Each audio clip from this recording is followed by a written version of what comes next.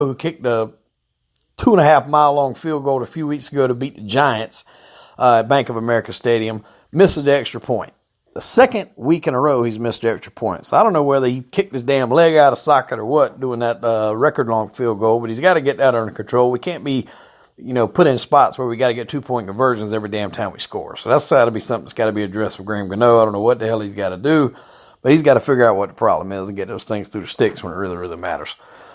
Be that as it may, we're down 6-0. We go out and surprisingly, we get a stop. Now a stat that I seen today was that Philadelphia in the fourth quarter with that lead only run the ball one time. Now that makes me, number one, scratch my head. But number two, look at it as why. They don't have LeGarrette Blount anymore. Blount can move the sticks. They don't have Ajay Ajayi. He's hurt. They don't have the same personnel they had last year. When they get those big leads, they can grind out the clock and go out with a W. So they kept passing. And I can't really blame them to a certain extent because they passed all over our ass for the majority of the game. So I don't know what would have made them think they couldn't keep doing it. And I guess that was Doug Peterson's thinking too. We managed to get the stop. We went down, touchdown to Devin Funches in the left side of the end zone. The score, and we got the 2-point conversion. The score is now 14-17. Eagles come out, throw a couple passes. They go 3 and out again. We get the ball and drive downfield. Get all the way. Now, before this, it gets to a 4th down, and we go for it, and not even in our territory, so it was deep in Philly territory, our own territory. So Philly would have had great field position. 4th and 10, or 4th and 8, somewhere along in there. And Cam Newton, while up in the air, being tackled by a Philadelphia defender, gets the ball off to wide receiver Torrey Smith, and Torrey Smith takes it about 30 yards. No question, key play in that ball game. We still had the timeouts and the 2-minute warnings to where if we held them to a field goal, it would have been a 7-point game. So I can't say the game would have been over, but it definitely would have been an uphill battle from there. But like I said, great clutch play by Cam, great run and catch with Torrey Smith to get us down there in position. Ultimately, that would lead to a Greg Olsen go-ahead score from the 2-yard line. Now, in typical Carolina Panther fashion, we're also going to give, and we give the Eagles a shot. Alshon Jeffrey had our defense beat. James Bradbury, in seeing this, chose to go ahead and give a tackle before the ball got there, which resulted in a pass interference play and gave them around 40-some-odd yards. So now they're in our field position. They work their way down there to around the 15-yard line, and Carson Wentz throws a pass. He gets away from him, and Eric Reed makes a diving attempt. To me, it looked like an interception. Yes, it's my team. Yes, I'm probably going to be biased. But in all the angles that I've seen, it never looked to me that the ball touched the ground. Yes, he did not have complete control, but I never seen a clear view of the ball touching the ground. And it was ruled an interception. So in order for them to overturn that call, it's got to be undisputed, clear video evidence that it touched the ground, which I did not see. We'll get into, some people are saying, well, that was Eric Reed. They overturned it. I don't know if I go quite that far, but you were in Philly's house. It's the, Super Bowl champs. They're probably going to get that call. To me, it was a pick. The game should have been over, but they give them life. At this point, you're at 3rd and 2. Now, Carson Wentz has pretty much been on fire all day long. He's had a couple drives that stalled during the last 2 drives. That's, kind of not went his way, but for the most part, he done what he wanted. Now, and this play is key because he can get the first down without getting the touchdown, and he has running back open in the flats. Clements, I think was his name. He's got him open for the first down. He doesn't choose to go there. He goes to the end zone. The end zone is, the ball's batted out in the end zone by safety Mike Adams and linebacker Luke Kuechly, and almost picked by Mike Adams. But he could have went and got the first down. He didn't do it. So that's, a question that you want to ask. Was that on Doug Peterson? Was that on Carson Wentz? And I'm pretty sure he looked at him and seen that he was open, but he changed his mind and went for the end zone. So that was a bad read right there. He still had time. They still had timeout. So he should have went for the first down and, had 4 more cracks at the end zone. So you got to put that on Wentz right there. 4th down, ultimately the pocket collapsed. He was sacked, stripped, fumbled, recovery by Carolina. The game is over. Now, I don't want the fact that we come back and made that comeback overshadow the fact that we played like fucking shit for 3.5 quarters. I don't want it to overshadow that. Well, our defense was horrible. Eric Washington has got to tighten that shit up. North Turner's got to open up the playbook a little bit. These fucking safe intermediate throws. But I will say that I'm very happy of how we rallied and fought back. Norv Turner is, I think, adjusting to Cam's. Cam's still adjusting to Norv to try to figure out where they can meet in the middle and, do some good here. Cam Newton is having a great statistical season, quarterback rating-wise, probably his best ever since he's entered the league. No turnovers by Cam. That's always the key. When he doesn't turn the ball over, usually we have a pretty good shot at winning the ball game. What I will say, and what I want to bring to light here, is this has kind of been not talked about in the media today. And I've listened to see if anybody was going to address it, and they didn't. Now, the problem I have with this, folks, is if Aaron Rodgers or Tom Brady or Matt Ryan or any of those quarterbacks would happen to come back from down 17 in a hostile environment against the Super Bowl champs, no less, it would be talked about for days. Oh, my word, did you see this? And what a great performance. But Cam does it, and it's just, oh, well, the Panthers won, and on to the next one. They want to talk more about the Eagles than they do the damn team to beat them. Doug Marone's up here talking about nobody's giving the Eagle a chance. Bitch, please, don't give me that. You're the damn Super Bowl champs. Everybody's looking at you, but you're not the underdog anymore, pal. You're the Super Bowl champs. You're not the underdog. You're now the hunted. Everybody is going to get your best. You're the measuring stick. So don't come with that bullshit about we're not, giving any respect and all that. The Panthers are the ones that's not giving respect. We're the Rodney Dangerfield of the NFL. We can come out here and come back from 17 points down, beat the fucking Super Bowl champs, and nobody really wants to acknowledge it.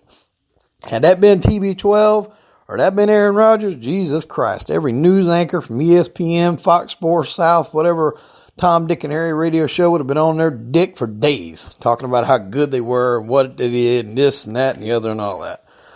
So that's my little rant on that. Give the man some fucking respect. Eric Reed, who was playing with fire out there, had a little incident in the beginning of the game with Eagle safety Malcolm Jenkins. Now, the issue there is Eric Reed, as you know, was one of the ones that was kneeling with Colin Kaepernick when all the kneeling first started. Malcolm Jenkins followed suit, along with a few other people from around the NFL. Once the NFL agreed to donate, I think it was $70 or $90 million over 7 years to different, functions. Malcolm Jenkins, from what Eric Reed says, basically sold out and used that money to line his own interests with his own groups for his own benefit and kind of lost sight of what they were doing to begin with and what Colin Kaepernick was protesting. Now, I'm not sure if that's accurate. When asked about it, Malcolm Jenkins took the high road on the set and said that, he didn't have anything to say negative about Eric Reed, especially about another black athlete, which whom he was, on the same page with at one time, and he was happy he was back in the NFL. Eric Reed did not share the same, sentiment. He called him a sellout and said that he basically, took the money and used it for his own benefit and did not, share the same visualization as Eric Reed and Colin Kaepernick. That's neither here nor there. Eric Reed was flagged for roughing the passer. After he roughed the passer, Zach Ertz come to him, and Eric Reed basically hip-tossed his ass and, had a WWE body slam there. And he was getting a lot of flack for it because he's still kneeling and all this. Folks, I really don't care about the kneeling. That son of a bitch can kneel. He can cartwheel. He can push up. He can do the Macarena out there. I don't care. If he wins us some ball games, do whatever the hell you want to do. The Carolina Panthers don't have a problem with him kneeling. I don't have a problem with him kneeling. At this point, I think it's kind of, run its course. It is what it is. If the man wants to do that as free speech, it is his right. Whether you agree with it or you don't agree with it, it's his right. And people are really, really getting on the man. Oh, he doesn't need to play, and oh, he's this, and oh, he's that. Folks, I've been a Panther fan for a long time. I don't see nothing wrong with a man kneeling. We had a guy by the name of Steve Smith, number 89. I mean, that guy beat the hell out of half our damn team, our own team. I mean, he, beat up one guy in a practice session. I forgot his name. Wasn't a star player or anything like that. Wide receiver. I mean, beat the brakes off of him. You had Ken Lucas, cornerback, cracked his damn orbital socket. I mean, that man's a cornerback. How the hell is he supposed to see the ball if he can't see to intercept it, if he's got a damn patch over his eye? And, I mean, Steve, that was his own team. I mean, it's their own teammates, folks. I mean, that's not even counting what he done the rest of the damn league. You know, he threw Roman Harper's ass in the third row of the stands during one of the Saints games. Pretty much drug Aqib Talib down and dragged him all over the damn field. Aqib Talib got kicked out of the game. That was the famous ice up son line that Steve Smith gave on that soundbite. I remember him taking Richard Sherman and throwing him about 5 yards by his dreadlocks.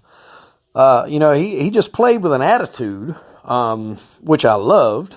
Got into it with referees, got suspended for multiple games, but yet everybody loved him. So, because Eric Reed wants to take a knee, everybody hates him.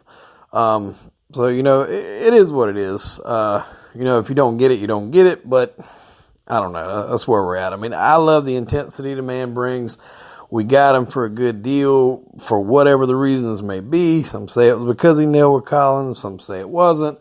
I don't know. All I know is we got him. He's doing good. There is a few plays that I've seen where it looks like it could be at fault on him with blown coverages. But, if you're not really in the play, you don't know what was called, you don't know, it could have been a cornerback that was supposed to be over there and give him some help, and they blew it, and he was doing what he could to make up. So unless you know for sure what play they were running, and if it was blown, you can't really speak to knowing 100% if it was all on him. But the man has been out of the league for a little bit. He's getting back into shape, and I was pleased with his performance, Sunday, and I think he was a big part in us winning. Almost sealed the game. In my opinion, he probably should have sealed the game. So you can't put all that on him. Moving right along here. We'll go over to college for a minute. Bama steamrolled the Tennessee Volunteers. LSU rolled over Mississippi State, but they got a key targeting call, which is going to knock one of their linebackers out, their best linebacker, for the first half of the game against Alabama. Now, in my opinion, this is where Alabama will finally get tested somewhat, and you'll get an idea of who they are against a formidable opponent. It is hard to go into LSU and play, so we'll get an idea of what they're looking like at this ball game. Ohio State got whooped up by Purdue Boilermakers. They put it to them. Urban Meyer probably wasn't very happy with that outcome, but they usually do this every year. They're hanging around the top 3, 5, 6. And they usually lose to a scrub. But the problem with it this year, folks, is it's a little bit late in the year to be doing that. So now, not only are you going to have to win out convincingly, you're going to have some help, and a lot of people lose. So it's a really bad time to have a bad game. As far as that goes, Clemson beat NC State, who was coming into that game at 5-0. Quarterback Ryan Finley, who was doing great, got shut down. And they pretty much held him in check, and Clemson rolled NC State. So right now, the only team that I see that can give Clemson a run for their money is Alabama. The only team that, can possibly do something, in my opinion, would be Clemson. Alabama is rolling. They are a well-oiled machine. There's no doubt about it. Trevor Lawrence is going to be a pocket passer, which is typically not what Clemson uses. They're more of the mobile style quarterback when they had the success with Deshaun Watson. We'll see. We'll see how it goes. Their defense is nothing to play with. They are mean, they are nasty, and they are ready to go.